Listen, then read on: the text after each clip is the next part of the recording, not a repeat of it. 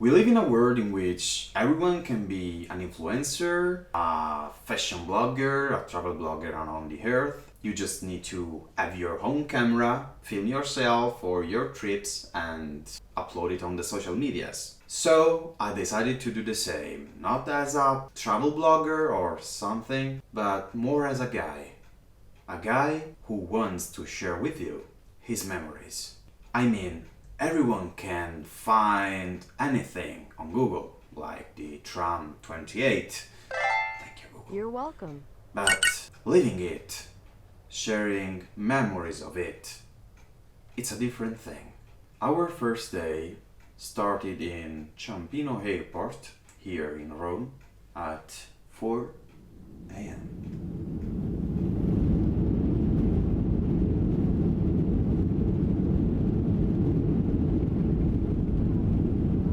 First stop, Lisboa. It all started in the chaotic streets of this Portuguese city.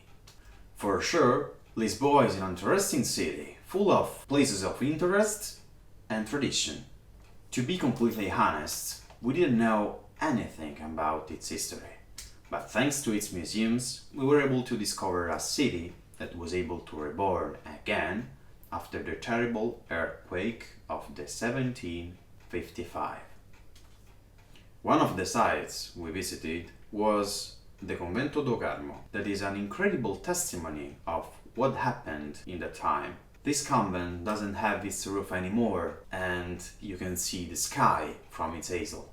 This city didn't give up and was reconstructed with all its colors and azulejos.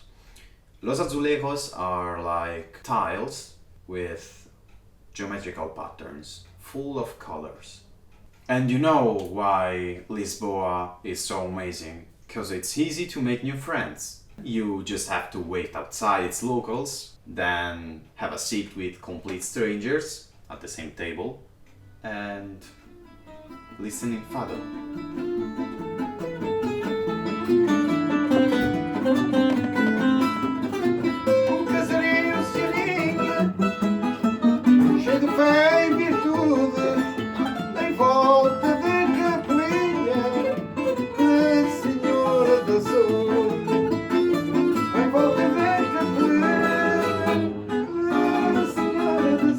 So, there are two Italians, one Venezuelan guy, one Colombian girl, and a New Yorker at the same table listening fado.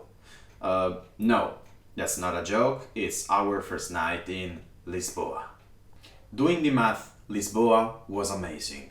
We tasted a lot of new things like pastéis de nata, very very good, and I learned so many words like bom dia.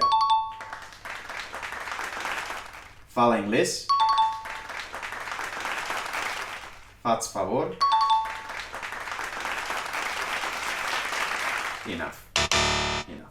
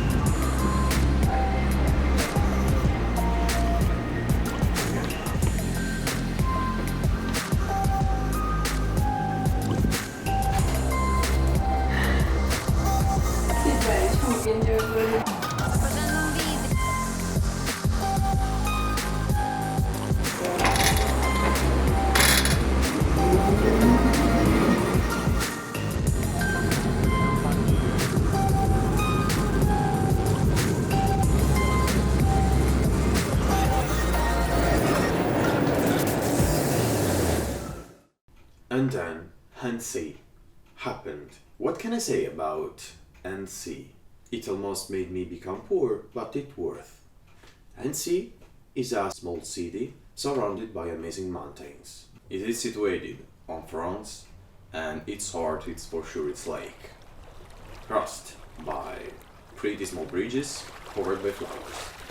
The buildings have a unique aspect, a mix between Middle-aged style, and the old mountain villages that create a sort of time travel effect. It seems to live in a fairy tale in which you drink your coffee in the morning with lovable little birds eating from the palm of your hand. Non è assurda questa cosa.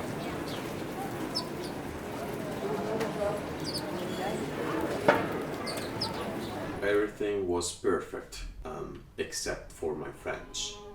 De croissant, s'il vous plaît.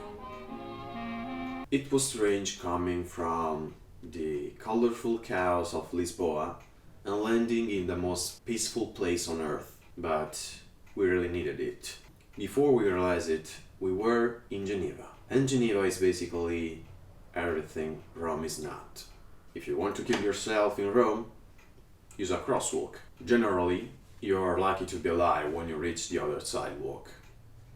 In Geneva, it doesn't matter how hard you try to kill yourself. Everyone will stop their car if you are using a crosswalk.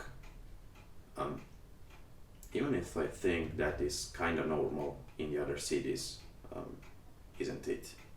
Geneva was perfect, even too much for me. Bus lines that work perfectly, people are kind and polite, the streets are cleaned and fixed. All this is a utopia in my city, Rome. And I love it too much to bear all this flawlessness.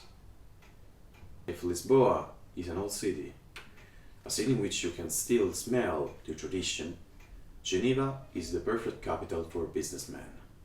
It is rich, it is cutting edge, and it's open to the world. Maybe that's the reason why our travel was so interesting.